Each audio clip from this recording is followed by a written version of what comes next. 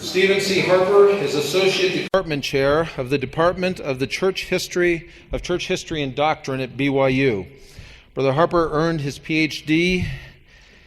in Early American History from Lehigh University. He taught religion and history at BYU, Hawaii, before joining the faculty in Provo and becoming an editor of the Joseph Smith Papers Project in 2002.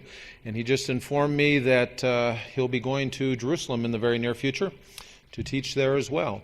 So we would like to hear from Brother Harper about accounts of the first vision.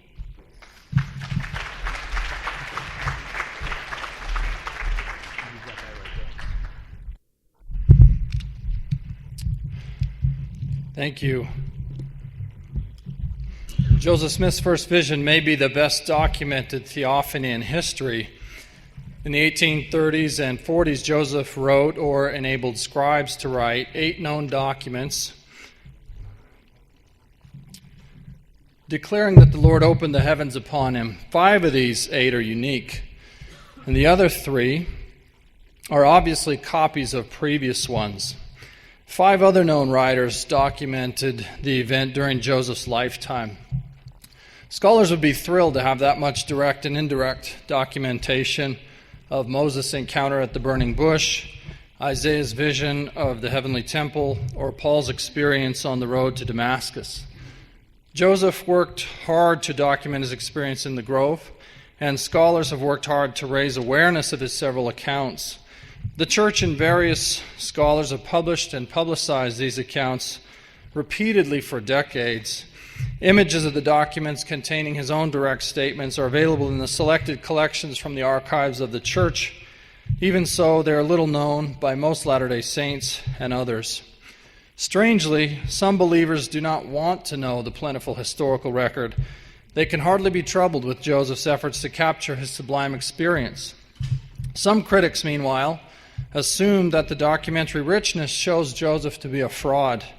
But seekers thirst for all the evidence and examine it for themselves. They read, remember, and ponder Joseph's descriptions. They seek understanding and verification, and my presentation is for them.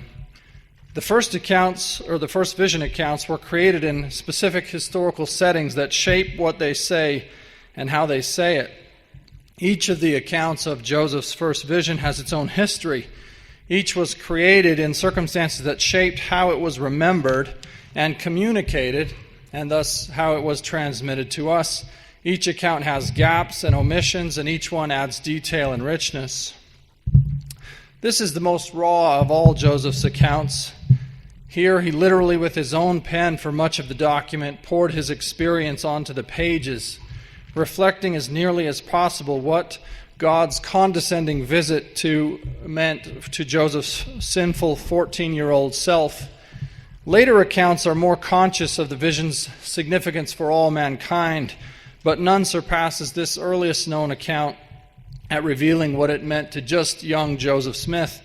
This account is part of Joseph's earliest autobiography, a rough 6-page statement of epic themes expressed in what Joseph called at about the same time crooked, broken, scattered, and imperfect language.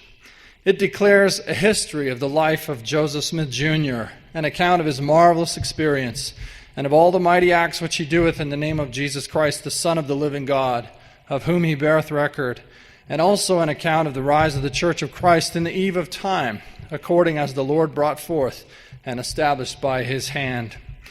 Joseph and Frederick Williams wrote this document in 1832, probably between July and November.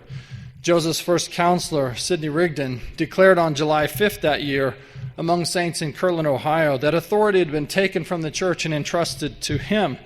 When Joseph addressed the saints in Kirtland on July 8th, he confiscated President Rigdon's preaching license and asserted that I myself hold the keys of this last dispensation, and I forever will hold them in time and eternity. Soon thereafter, Frederick Williams, Joseph's second counselor, assumed President Rigdon's role as Joseph's scribe, and Williams then, sometime thereafter, presumably began to pen Joseph's autobiography until partway down the first page, Joseph picked up the pen himself and wrote much of the rest. And that yellow highlight mark midway down the page shows where that transition takes place. Be assured that I put that on the slide and not on the document itself. I always feel like I have to make that disclaimer. Joseph's earliest autobiography is undated, but the context in which it was written seems to include Joseph's 27 November 1832 revelation, now D&C 85, reaffirming the need for the saints to keep a history, as it says, and to document what it calls their manner of life, their faith, and works. You can hear the echo of that word in Joseph's autobiography. Joseph bought his first diary the day that revelation came, and he spent the next day reading and writing. He also began to record letters he sent and received in another record book. The first letter in that book is dated the same day, and it includes the text of section 85. Joseph and Frederick wrote his autobiography on the 6 pages that immediately preceded that letter in the record book. So it seems likely that Joseph wrote his autobiography at about the time he began keeping a diary and recording his letters, because he took personally the revelation to keep a history that documented his faith, life, and works.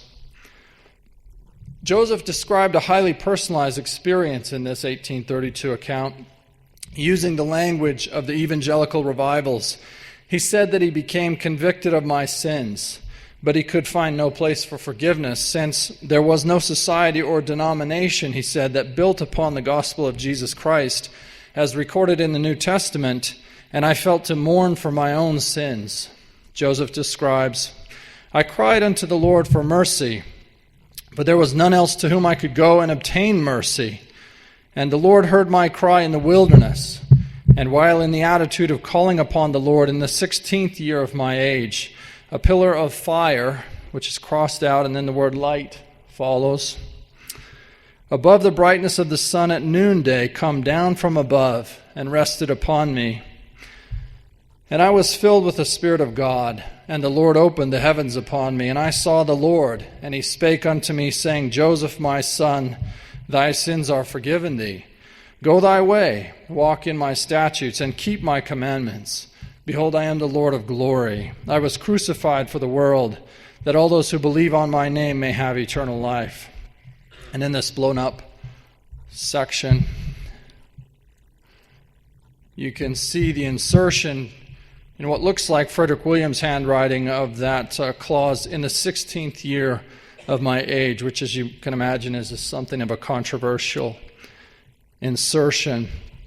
This account emphasizes the atonement of Christ and the personal redemption that it offered to Joseph. He wrote in his own hand that as a result of the vision, my soul was filled with love, and for many days I could rejoice with great joy, and the Lord was with me. And then he adds, but I could find no one who would believe in the heavenly vision. 3 years later, in 1835, an eccentric visitor from the East inquired of Joseph, whose scribe captured some of Joseph's response in his journal. In this account, Joseph cast the vision as the first in a series of events that led to the translation of the Book of Mormon. This is the first time in the historical record that I know of that we have a first vision. And this is an important point to think about. You don't have a first vision until you've had a second vision. Just like you don't have a first World War until after you've had a second World War. And so it's vital that we pay more attention than we have in the past to the way Joseph remembers and finds meaning in his vision based on events that happen subsequently. I'll try to explain that better elsewhere. This account is marvelous. In it, Joseph emphasizes the opposition that he felt in the grove, how he made what he called a fruitless attempt to pray, but he couldn't speak until he knelt and was enabled to do so. This account tells that one divine personage appeared in a pillar of fire, followed shortly by another. I saw many angels in this vision, Joseph added as an afterthought, noting, I was about 14 years old when I received this first communication. A week later, Joseph told another inquirer about the vision, I should clarify. And at this time, though, his scribe only recorded that Joseph gave this fellow, named Erastus Holmes, an account of his first visitation of angels, rather than describing the vision itself. Both 1835 accounts were also incorporated into a draft of Joseph's history. So let me clarify.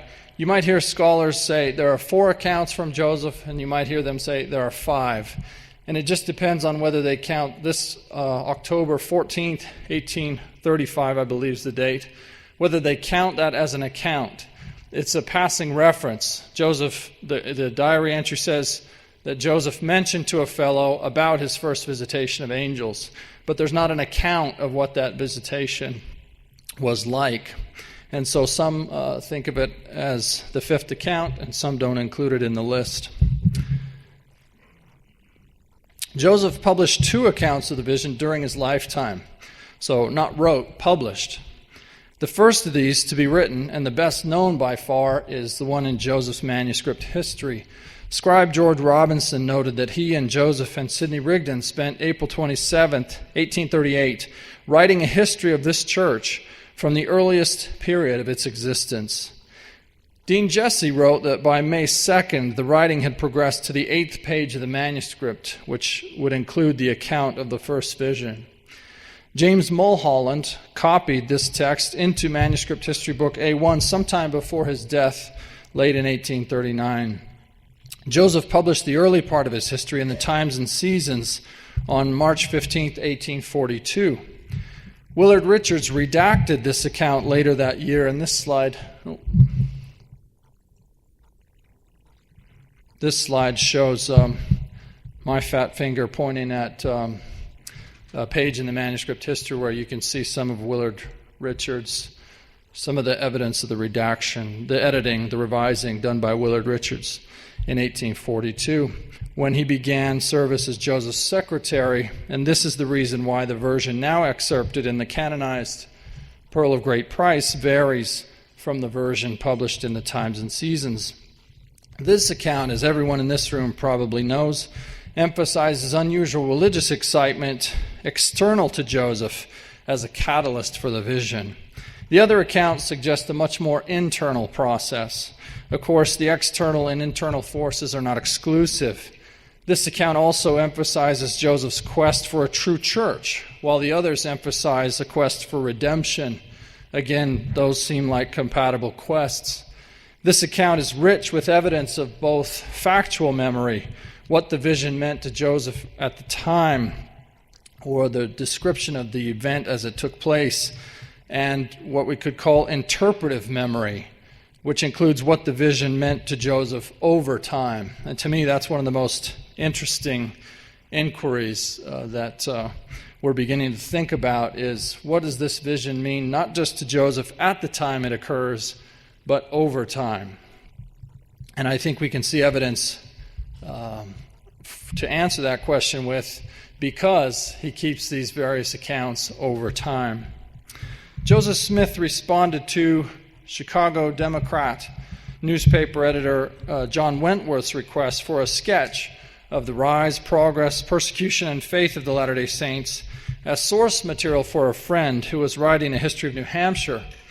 It seems like many of Wentworth's papers were destroyed in the 1871 Chicago fire, and there's no known evidence that Barstow used Joseph's account, but Joseph had it printed in the March 1st, 1842 issue of the Times and Seasons, making this the first account published in the United States. Joseph and his scribe Frederick Williams wrote the earliest account that we looked at a few minutes ago, a decade before these 2 accounts were published. And the church's historians brought that earliest account across the plains to Utah, but it became unknown to Latter-day Saints until Paul Chessman published it in his master's thesis in 1965.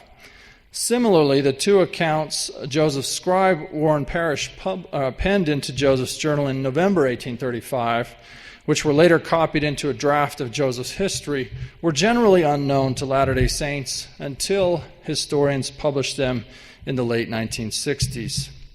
There are also a handful of contemporary hearsay accounts, and my talk today is not about them, but I will mention them briefly, meaning that these accounts were written by people who heard Joseph describe his vision. Orson Pratt wrote one of these and published it in Scotland in 1840, as an interesting account of several remarkable visions. It echoes passages from Joseph's earlier accounts, and it prefigures passages in later ones. Orson must have had access to Joseph's tellings, either in person or through the documents of the pre-1840 accounts, or both, or possibly to an unknown document that prefigured the 1842 Wentworth letter. Alternatively, Orson's own rendering of the vision may have shaped the account in the Wentworth letter. The two accounts clearly share phrasing. Pratt's account of the vision is the most thorough of the third-person accounts. Other hearsay accounts include Orson Hyde's 1842 German publication, the first in a language other than English, and an account very much like Orson Pratt's. It seems very dependent upon Pratt's.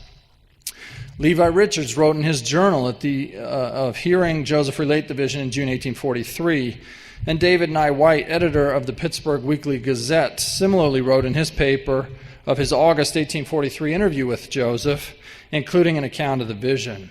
Alexander Neibauer, a German convert to Mormonism, wrote in his journal, pictured here, of hearing Joseph relate the vision in May 1844, just a month before Joseph's death.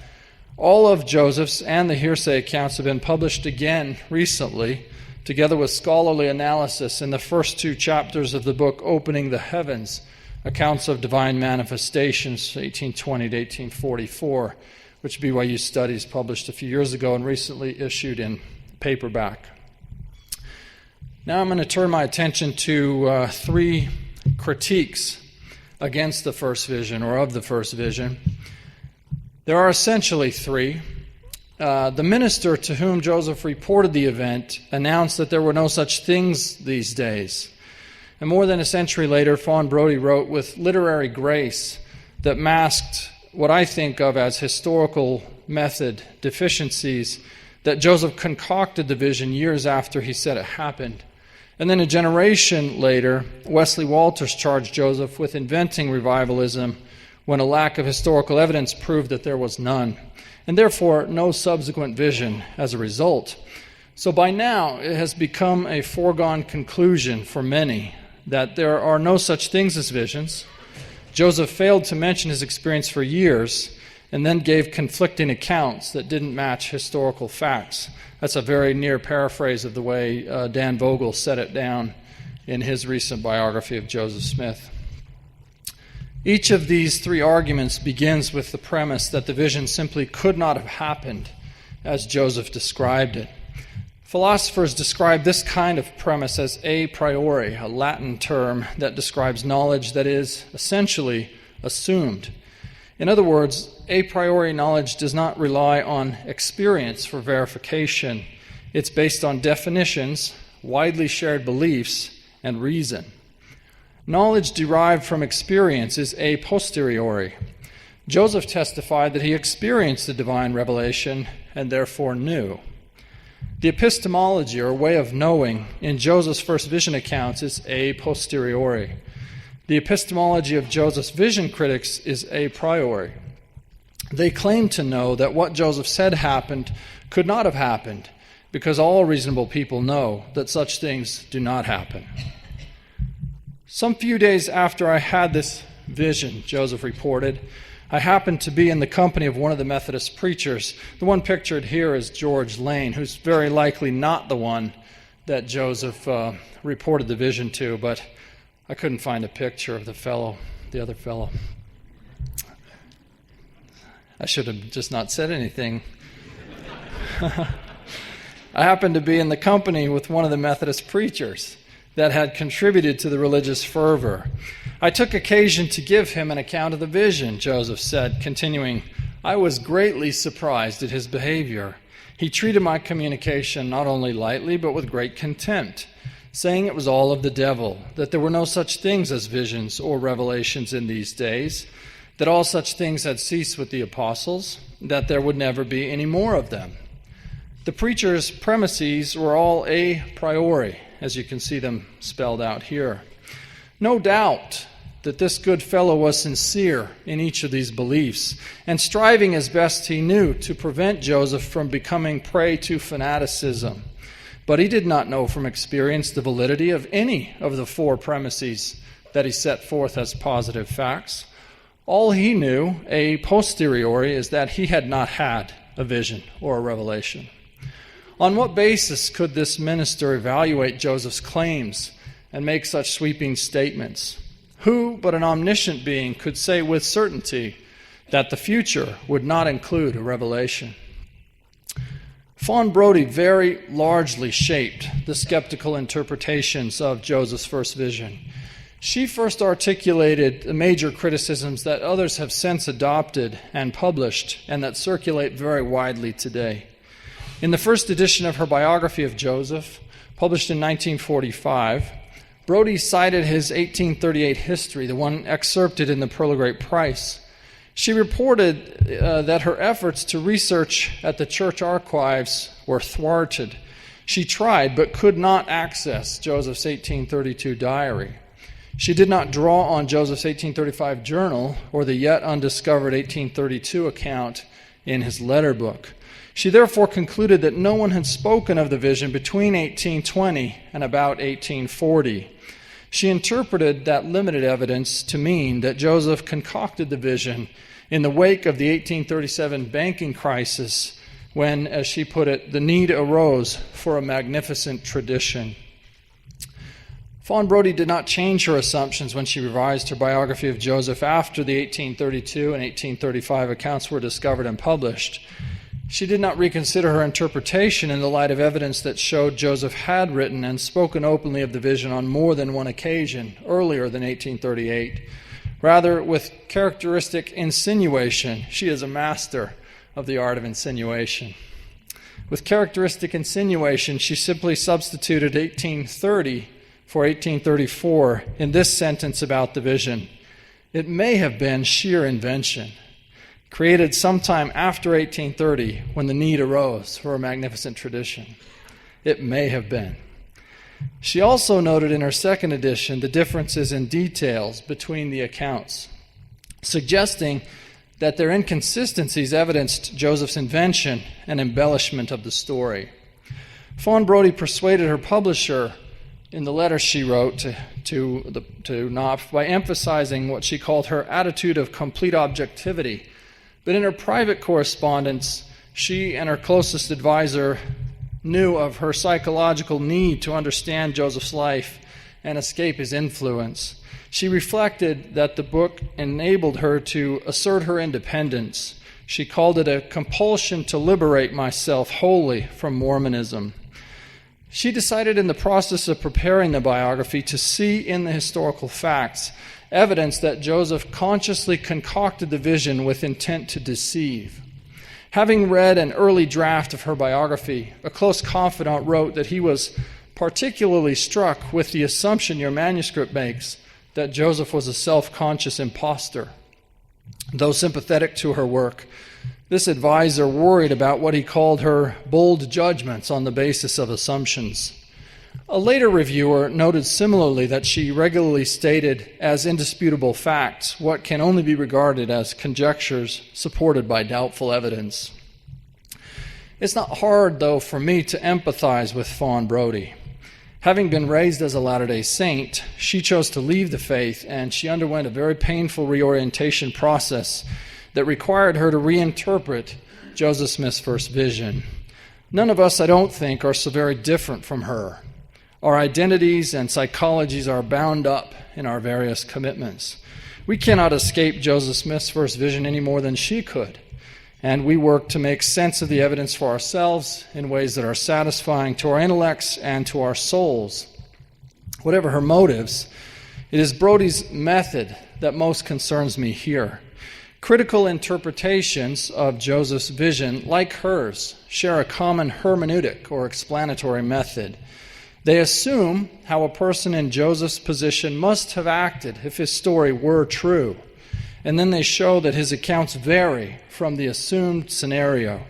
They usually then postulate an alternative to Joseph's own explanation.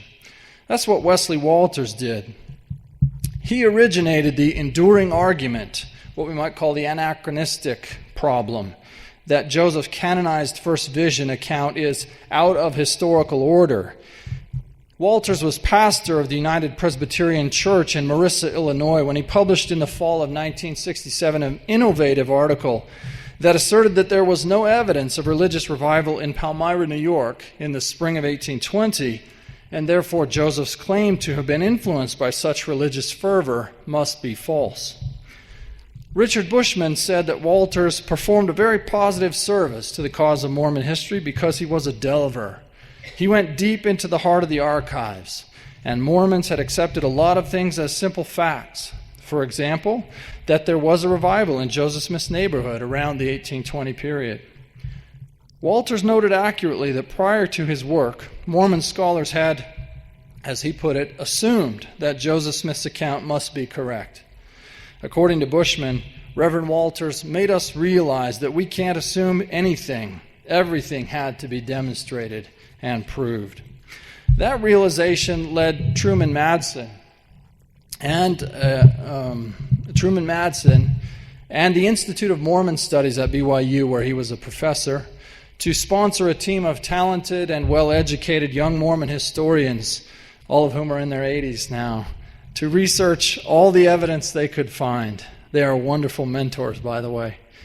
Their research highlighted two weaknesses of the Walters argument, namely the fallacies of negative proof and of irrelevant proof. Historian David Hackett Fisher defined the fallacy of negative proof as what he called an attempt to sustain a factual position merely by negative evidence. It occurs, he said, whenever a historian declares that there is no evidence that X is the case, and then proceeds to affirm or assume that not X is the case. Walters had argued creatively that a vision, by its inward personal nature, does not lend itself to historical investigation, but a revival, he said, is a different matter. He posited, therefore, that he could disprove Joseph's claim to a vision by showing that in 1820 there was no revival in any of the churches in Palmyra and its vicinity. He erred against the historical method by arguing, in other words, that a lack of evidence for a Palmyra revival was proof that the vision did not occur. Moreover, he erred in arguing an irrelevant proof.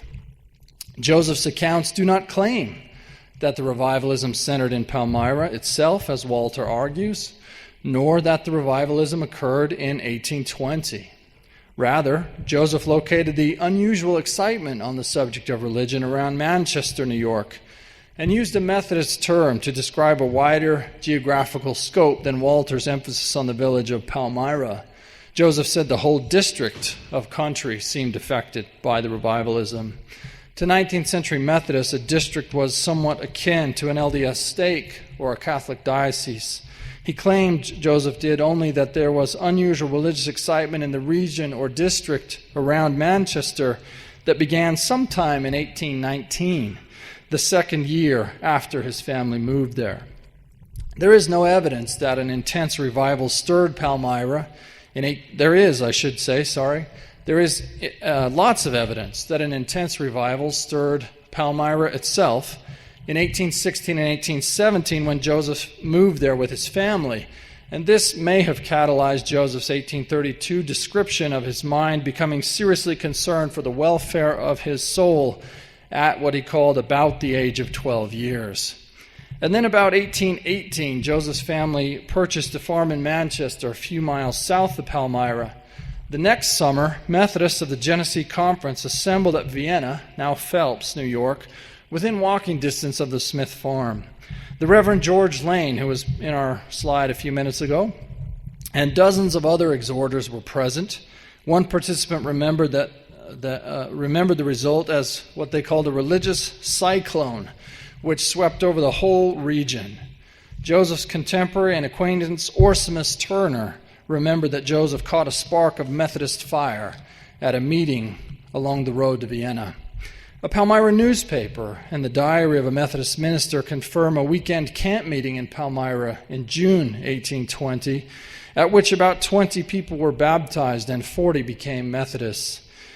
If he had known about this evidence, given the way he consistently interpreted evidence in support of his conclusions, Reverend Walters may have objected that a June 1820 camp meeting in Palmyra would be too late to catalyze Joseph's early spring vision, and he might be quite right, but not necessarily.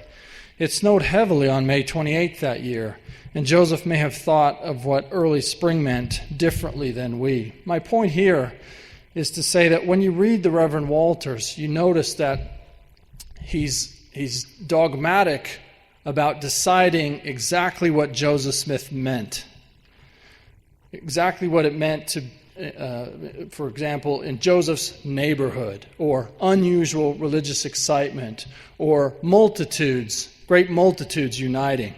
The Reverend Walters is sure he knows what all those things mean. And when I read Joseph, I'm much less sure that I know exactly what all those things mean.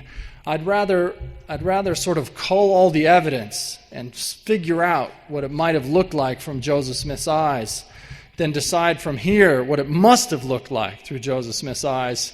The Reverend Walters, in other words, has a tendency, in my judgment, to put words in Joseph's mouth and then prove the words wrong.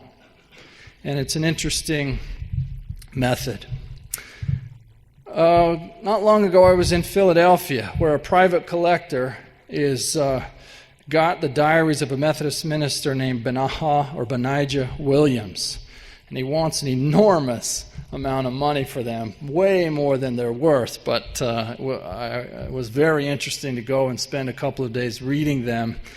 They evidenced that Methodists and others were hard at work in Joseph's country, his district, all the while. They combed the countryside and they convened camp meetings to help unchurched souls like Joseph get religion. The response was phenomenal, especially in western New York, the home of nearly 1/4 of the 6,000 Presbyterian converts in the entire United States in 1820. Baptist churches expanded similarly. Methodism expanded most impressively as traveling preachers blazed across the countryside and gathered anxious converts.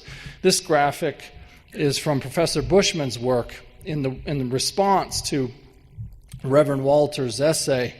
Professor Bachman, I should say, was one of those young scholars sent out to see what the evidence was. And his data is represented by this graphic. Each of the concentric circles goes 5 more miles out from Joseph's family's farm. And the larger and more densely filled in the dots are, the more evidence Professor Bachman found of unusual excitement on the subject of religion, which he measured by, as Walters did, by noticing how many people joined churches in finite periods of time. And so the Reverend Walters wants to confine the question. How many people joined in Palmyra Village? And Brother Bachman said, let's ask how many people joined in Joseph's district, indeed the whole region of country. And when he asked the question that way, the evidence is overwhelming that Joseph is giving us a picture that's not inaccurate. It's not factually inaccurate. It's not anachronistic or out of historical order. Though Walters consistently interpreted them otherwise, Joseph's accounts are consistent with this evidence. He said that the unusual religious excitement in his district or region commenced with the Methodists, and that he became somewhat partial to Methodism. The Walters thesis, though heartfelt and tenaciously defended by himself and uncritically accepted and perpetuated by others, I don't think is any longer tenable or defensible. He succeeded in establishing the fact, as he called it, that Joseph's immediate neighborhood shows no evidence of an 1820 revival. Notice that Joseph never claimed that it did. Without showing that Reverend Walters established that fact, there's no evidence of revivalism in Joseph's immediate neighborhood without showing that anything Joseph did say was false.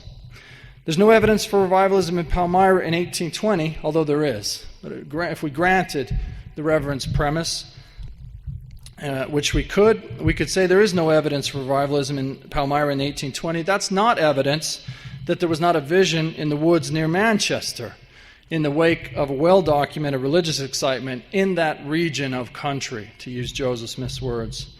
Latter-day Saint historians of the First Vision have credited Reverend Walters with awakening them to investigate the context of Joseph's accounts, but they fault him for forcing his thesis fallaciously. I can easily understand his determined efforts and his unwillingness to give up his point. Joseph's most definitive account of his vision relates how he told his mother, "I have learned for myself that Presbyterianism is not true." And he also quoted the Savior saying that the Christian creeds were an abomination. Latter-day Saints who feel defensive about the Reverend's efforts to undermine the vision, I think should be able to empathize with his response to Joseph's testimony. How would we respond if a young man wrote an account, published it in the newspaper tomorrow that said, "I just had a vision of God in my backyard," and it said Mormonism is not true, and their articles of faith are an abomination? This organization would marshal, right? It would muster its forces. And so we ought to be able to see a little bit through the Reverend Walters' perspective. And by the way, he may have a good point about that Presbyterianism comment. That part of Joseph's account where he says, "I told my mom Presbyterianism isn't true," that's a late redaction. That's an 1842 addition to an 1838 account. And I think, I can't prove, but I think it may be evidence of what we call a blended memory. In other words, I'm not sure Joseph went home the day of the vision and said, "Mom, I've learned for myself Presbyterianism isn't true." I think he may have done that a few years later in the context of the revival that Reverend Walters grants, an 1823-24 revival, when Joseph's family seems more connected to Presbyterianism. That's a talk for another day. But we should not, I don't think, throw the Reverend's baby out with the bathwater. We can be critical of his historical method and at least in my case, empathetic to his love for his cause. To put it another way, in one sense, his determined and enduring devotion to his cause is admirable, but even so, his arguments are not as airtight as they may seem. And his evidence, or lack thereof, does not prove what he claims that it does. The critics' a priori preconceived certainty that the vision never happened, as Joseph said it did, prevents them from exploring the variety of possibilities that the historical accounts offer. All of the unbelieving accounts share a common hermeneutic or interpretive method, sometimes called the hermeneutic of suspicion, which in this case simply means interpreting Joseph Smith's statements skeptically, unwilling to trust that he might be telling the truth. One historian who doesn't believe Joseph Smith said that he couldn't trust the accounts of the vision because they were subjective and that it was his job to figure out what really happened. By what method, I wonder, is this scholar going to discover what actually happened when he's unwilling to trust the only eyewitness? Such historians assume godlike abilities to know. They don't seem to grasp the profound irony that they're replacing the subjectivity of historical witnesses, granted, with their own. I call their method subjectivity squared. They dismiss the historical documents and they severely limit possible interpretations by predetermining that Joseph's accounts cannot be possible. When Joseph's 1832 account, as I mentioned, was discovered in the 1960s, opening to Fawn Brody new interpretive possibilities, she didn't respond with a willingness to consider that Joseph might be telling the truth. She simply fit the new evidence into her previous conclusion. And because the new evidence is now more abundant than ever, though, parts of Brody's thesis are not as compelling as they once were. The evidence she analyzed in her second edition suggested to her that Joseph embellished each telling of the vision until it matured into the canonized account, but even later accounts than that do not continue to become longer, more detailed, or more elaborate. The accounts almost go up and then down again in the sense of how fully developed they are. And this evidence can be interpreted as Joseph's intention to make that 38 account definitive and developed for publication, whereas some of the less developed ones, including ones post-1838, were created for other purposes. Some were delivered on the spur of the moment and captured by someone remembering and writing later. The discovery of considerable evidence of revivalism in and around Palmyra, and especially in the region Joseph described, didn't alter the argument Wesley Walters continued to make. No matter what evidence came to light, he interpreted according to his original conclusion. He chose not to see possibilities available to those who approached Joseph's accounts on a quest to discover if he could possibly be telling the truth. For those who choose to read Joseph's accounts with the hermeneutic of suspicion, the interpretation of choice is very likely to remain that he elaborated what Brody called some half-remembered dream, or, as she also put it, concocted the vision as sheer invention. Those are not historical facts. Those are skeptical interpretations of the fact that Joseph reported that he saw a vision. There are other ways to interpret that fact. Indeed, the several scholars who have studied the accounts of the vision for half a century and written the seminal articles and the only scholarly book on the vision share what one of them described, Richard Bushman, as a hermeneutic of trust. One will discover the same or arrive at the same conclusions as the skeptics if one shares their assumptions about what the facts mean. But if we're open-minded, other meanings for the same facts are possible. And I'm worried that the danger of closed-mindedness is as real for believers as it is for skeptics. Many believers seem just as likely to begin with preconceived notions rather than a willingness to go where Joseph's accounts lead them. Many assume, for instance, that Joseph told his family of the vision immediately, or wrote it immediately, that he always understood all of its implications perfectly, or consistently through the years, or that he would always remember or tell the exact same story, that it would always be recorded and transmitted the same. But none of those assumptions is supported by the evidence. Some believers become skeptics in short order, as you all know, when they learn of the accounts and find that their assumptions of what would happen if Joseph told the truth are not supported by the historical record. I believe it is those vulnerable believers to whom I can best direct my attention. Apologetics can become easily contentious, and when it does, it serves sinister purposes, in my opinion.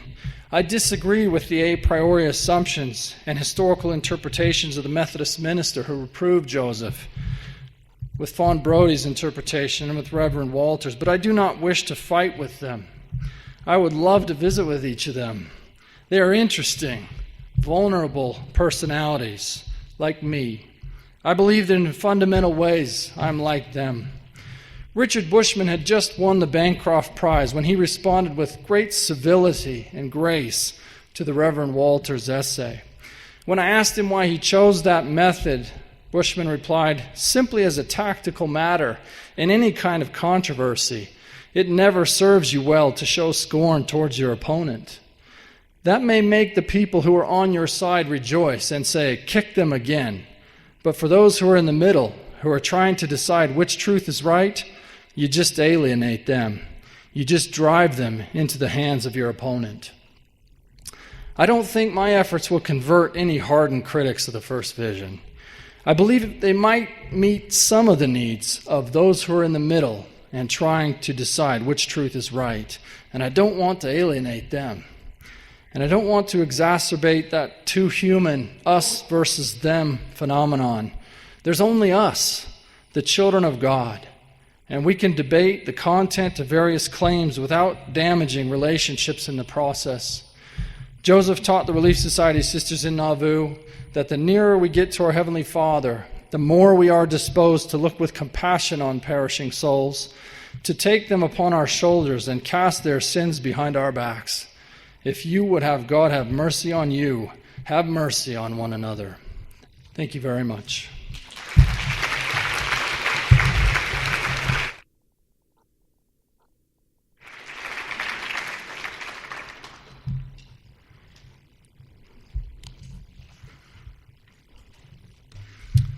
This question asks, did Joseph relate the first vision to anyone right after it happened, or did he wait? And if so, how long did he wait?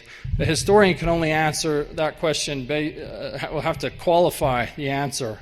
And that is to say that the historical evidence says that some few days after the vision took place, he happened to be in the company of the Methodist minister who was involved in the aforementioned religious excitement, and he took the opportunity to tell him about the vision, and he responded with great contempt. So a few days later, Joseph tells the Methodist minister, that is the only evidence we have, except Joseph's 32 account where he says, I could find no one who would believe in the heavenly vision, presumably meaning he might have shared it around a little bit, but not to anybody who believed him. So that's all we can say with any historical sensibility. How useful do you find Abner Cole Obadiah Dogberry's references in the book of Pukey as early first vision accounts? I haven't thought of Cole's work that way at all. I should probably look at that carefully and see.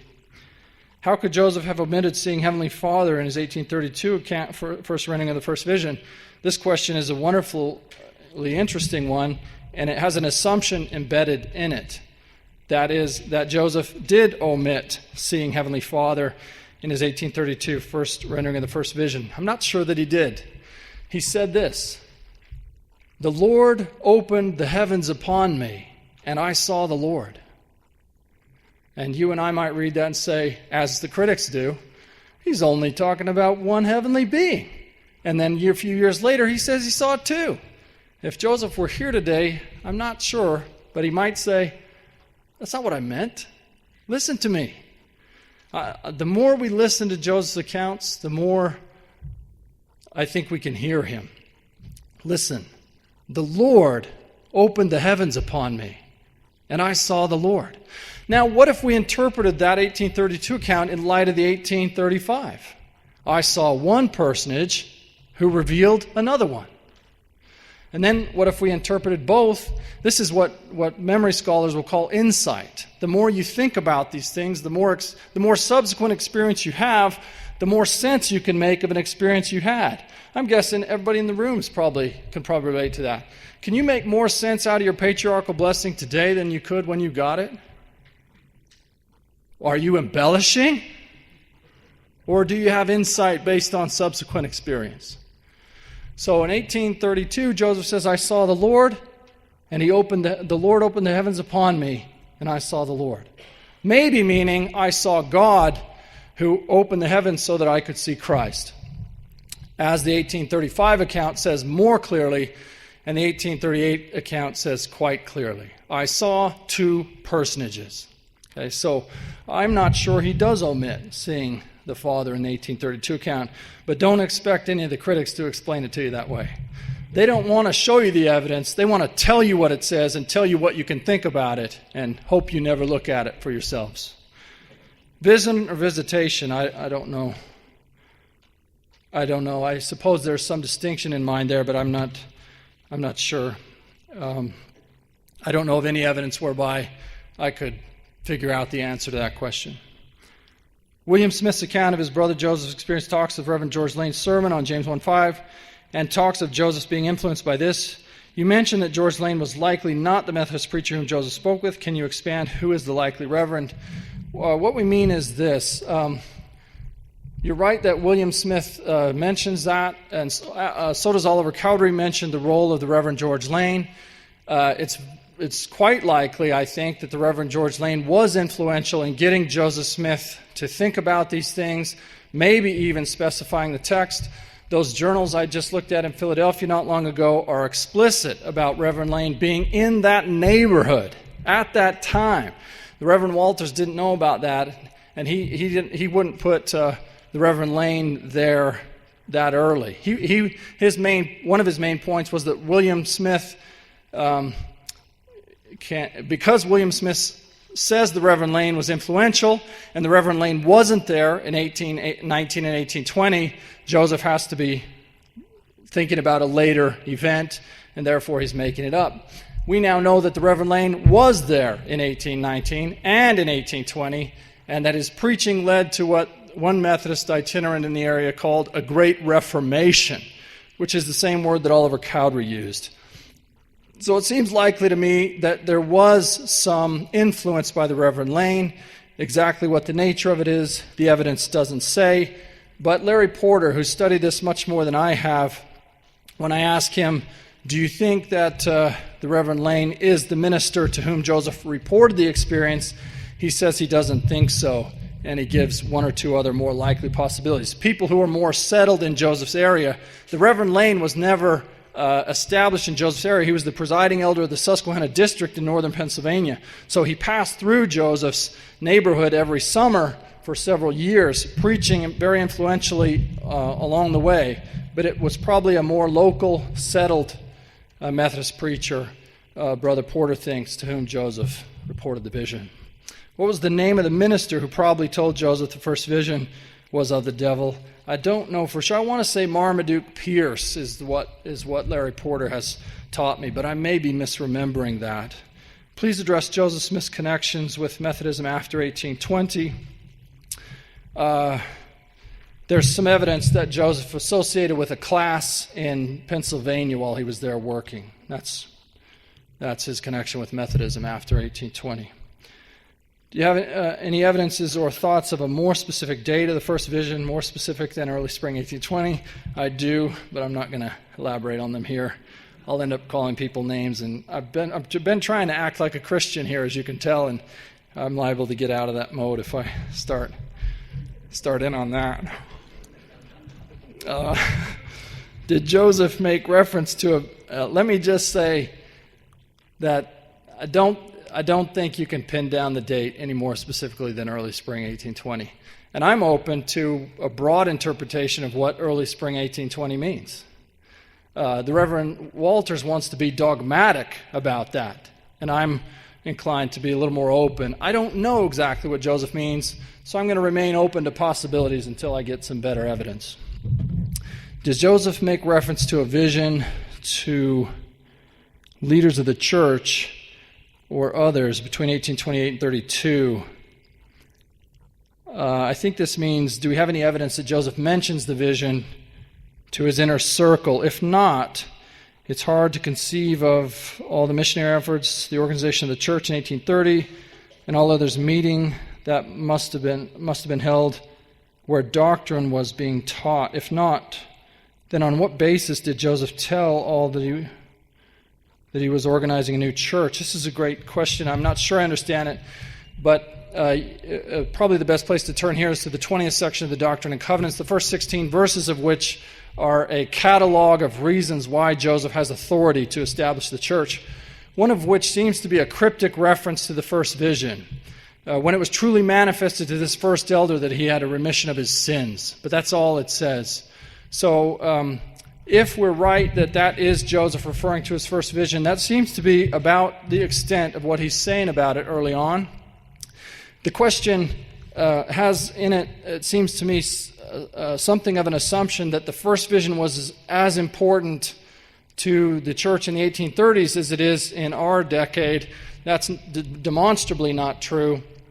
They did not preach the first vision. The missionaries did not. They probably didn't know about it.